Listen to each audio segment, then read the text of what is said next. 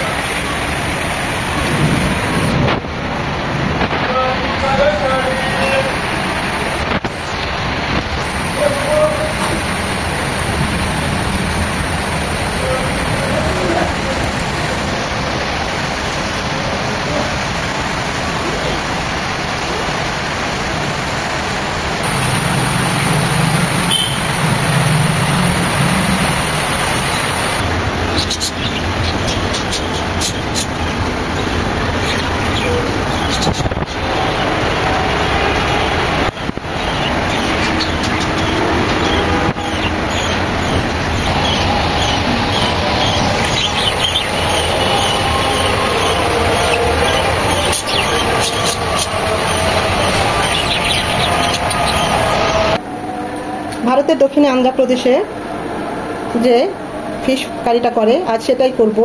তো এখানে আমি তেলাপিয়া মাছ নিয়েছি 8 পিস, এরকম পিস করে ছোট ছোট করে নিয়েছি যেন মশলাগুলো খুব ভালোভাবে ঢোকে।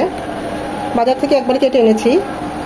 তো যাই হোক, এই মাছগুলোকে এখন দিয়ে দেব সামান্য লবণ, হাফ চামচ কালো গোলমরিচ গুঁড়ো, হাফ চামচের চেয়েও কম লাল মরিচ গুঁড়ো। এখন জাস্ট এই, আর এখানে আর কিছুই দেবো না। এই মাছে খুব ভালোভাবে মিশিয়ে নেব গোলমরিচের গুঁড়োটা, লবণটা। এই রান্নাটা একটু স্পাইসি হয়।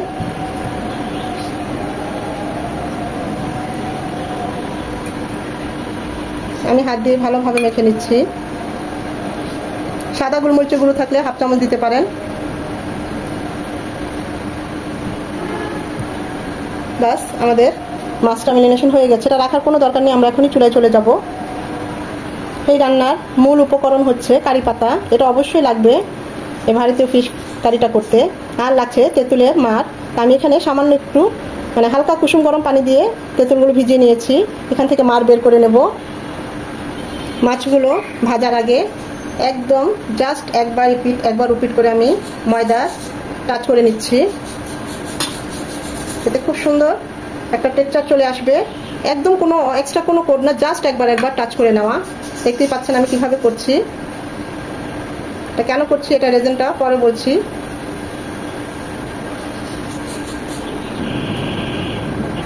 মাছগুলো ভাজার জন্য দিয়ে দিচ্ছি তেল, সয়াবিন তেল পর্যাপ্ত পরিমাণে। এই মাছগুলো একদম ফুল ফ্রাই করব, এটা কোনো হাফ ফ্রাই না। তেল গরম হয়ে এসেছে, দিয়ে দিচ্ছি মাছগুলো।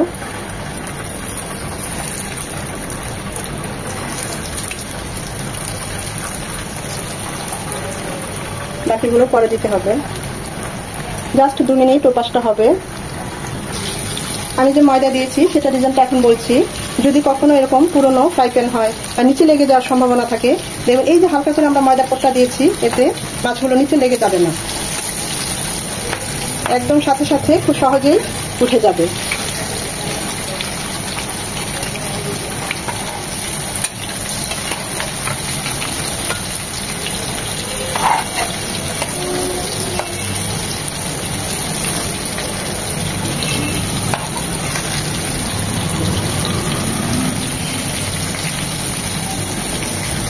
মাছগুলো এমনভাবে ভাজতে হবে যেন উপরটা ক্রাঞ্চি হয় আর ভিতরটা একদম সফট থাকে। ওপাশটাও আমরা এরকম 2 মিনিট ভেজে নেব।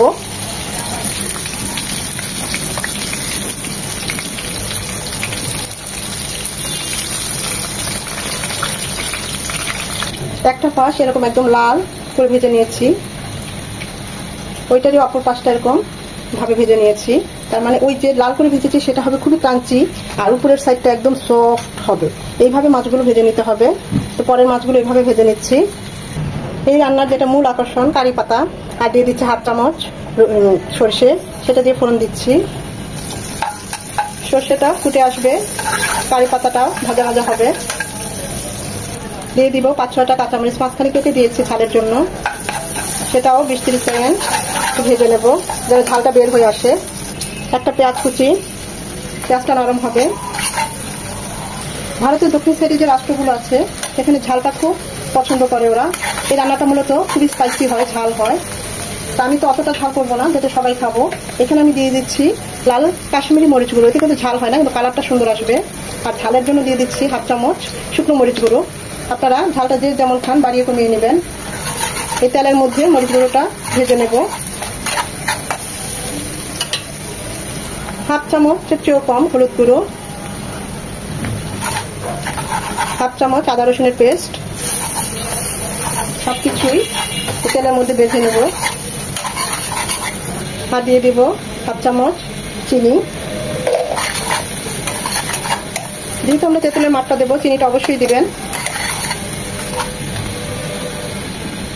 ফুটানো সামান্য, বেশি না, 2 চামচ পানি দিয়ে মশলাটাকে কষিয়ে নিব। এখানে আমি ধাপে ধাপে পানি দেবো, একবারে পানি দেবো না, খুব বেশি পানিও দেবো না। এই গ্রেভিটা কিন্তু আমি আলাদা করে রান্না করছি মাছের সাথে মিশিয়ে দেওয়ার জন্য, তাই এখানে আমি মাছও দেবো না, ওইভাবেই আমি পানিটা দেবো আর রান্না করব। এটা কষবে 1-2 মিনিট। মশলাটাকে 2 মিনিট কষিয়ে নেওয়ার পর দিয়ে দিচ্ছি একটা টমেটো কুচিয়ে নিয়েছি, সেটা। টমেটোটাকে 2 মিনিট কষিয়ে নেওয়ার পর দিয়ে দেবো আরো 2-3 চামচের মতো পানি।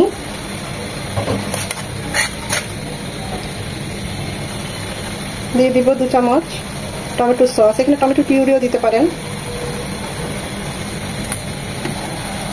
সেটাকেও খুব ভালোভাবে মিশিয়ে নেব। এখন যেটা দেব সেটা তো আমার খুবই প্রিয় একটা জিনিস, তেঁতুলের মাছ বা তেঁতুলের কাজ, যেটা বলে। ছোটবেলায় কত এই তেঁতুল খেয়েছি, মার হাতে বকাও খেয়েছি। খুব ভালোভাবে মিশিয়ে নিয়ে এটাকে হতে দেব 5-7 মিনিট। এর মধ্যে সমস্ত মশলা টমেটো একদম মিশে যাবে, গলে যাবে, এবং খুব ভালোভাবে এটা কুক হবে। খুব সুন্দর একটা ঝাল এবং ফ্লেভার বের হবে। কারি পাতার খুব সুন্দর একটা স্মেল চলে এসেছে, ঝালটাও বের হয়ে এসছে, টমেটোগুলোও গলে যাচ্ছে। এটা আরো হবে 3 থেকে 4 মিনিট। এই পর্যায়ে লবণ সবকিছু টেস্ট করে নিতে পারেন। দিয়ে দিচ্ছি স্বাদ মতো লবণ।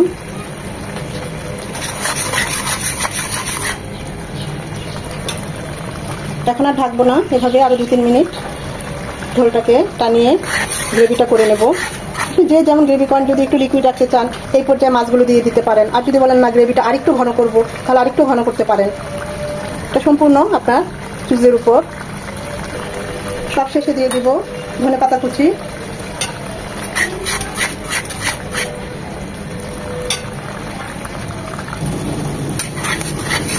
আমাদের গ্রেভিটা অলমোস্ট ডান। বলতে পারেন আপনি কারি পাতা কোথায় পাবো? যে কোনো বড় শপিং মলে কারি পাতা পাবেন। এছাড়াও বড় বড় যে বাজারগুলো আছে সেখানেও কারি পাতা পাওয়া যায়, বললেই হবে। তো আমরা এখন এটাকে চুলাটাকে অফ করে দেব। আমি তো মাছগুলোকে এভাবে সাজিয়ে নিয়েছি, দেখতেই পাচ্ছেন আমাদের গ্রেভিটা সো ডিলিশিয়াস। আমি তো বলবো অসম্ভব ভালো হয়। ডিফারেন্ট লুকস, ডিফারেন্ট টেস্ট, খুবই ভালো হয়। একবার হলো এইভাবে ট্রাই করবেন। আর যারা ঝাল পছন্দ করেন অবশ্যই এখানে ঝাল দিবেন, কারণ এই রান্নাটা মূলত খুবই ঝাল ঝাল হয়, একদম লাল টকটকে ঝাল ঝাল করে ওরা। আমি তো এভাবে করলাম, আপনারা চাইলে কড়াইয়ের মধ্যেই মাছগুলো দিয়ে তারপরে নিতে পারেন। আজকে এভাবেই ডেকোরেশনটা করলাম। এটা আপনারা যে কোনো মাছ দিয়ে করতে পারেন, সামুদ্রিক মাছ বা মিঠা পানির মাছ, যে কোনো মাছ দিয়ে রেসিপিটা করা যায়। দিয়ে দিচ্ছি কিছু পেঁয়াজ বেরেস্তা, লেমন স্লাইস,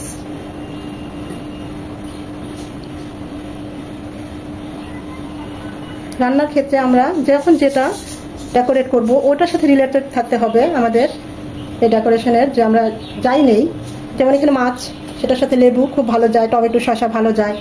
চাইলে আপনারা দুটো ক্যাপসিকাম মানে যে লম্বা টাইপের এক ধরনের মরিচ আছে সেগুলো দিতে পারেন। মানে এটার সাথে রিলেটেড থাকতে হবে, এটা মাথায় রাখতে হবে। আশা করি ভিডিওটা আপনাদের ভালো লেগেছে। চেষ্টা করছি খুব সহজভাবে প্রেজেন্টেশন করতে, খুবই ভালো হয় সত্যি বলছি। এভাবে একবার হলে ট্রাই করবেন। আর যদি ভালো লেগে থাকে অবশ্যই একটা লাইক দিবেন, এটা আপনাদের কাছে আমার একটা রিকোয়েস্ট থাকবে। এই লাইকটা পরবর্তী ভিডিও করতে আমাকে উৎসাহিত করে, সাহায্য করে। চাইলে ধনেপাতা দিয়েও গার্নিশ করে নিতে পারেন। অসম্ভব ভালো হয়। তেঁতুলের মার আছে, এটার যে কি সুন্দর একটা ফ্লেভার চলে আসে, আপনারা মানে এটা না খেলে বুঝতে পারবেন না। এই মাছের কারিটা অসম্ভব ভালো হয় সত্যি বলছি, একবার হলেও ট্রাই করবেন। আর যারা করেছেন তারা তো জানেন এটা কতটা মজার। এখনো যারা আমার চ্যানেলটা সাবস্ক্রাইব করেন অবশ্যই চ্যানেলটা সাবস্ক্রাইব করে আমার পাশে থাকবেন, যেন এরকম নতুন নতুন মজাদার এবং সহজ রেসিপি নিয়ে আপনাদের সামনে হাজির হতে পারি। এতক্ষণ যারা ধৈর্য ধরে আমার এই ভিডিওটা দেখেছেন তাদের সবাইকে অসংখ্য অসংখ্য ধন্যবাদ।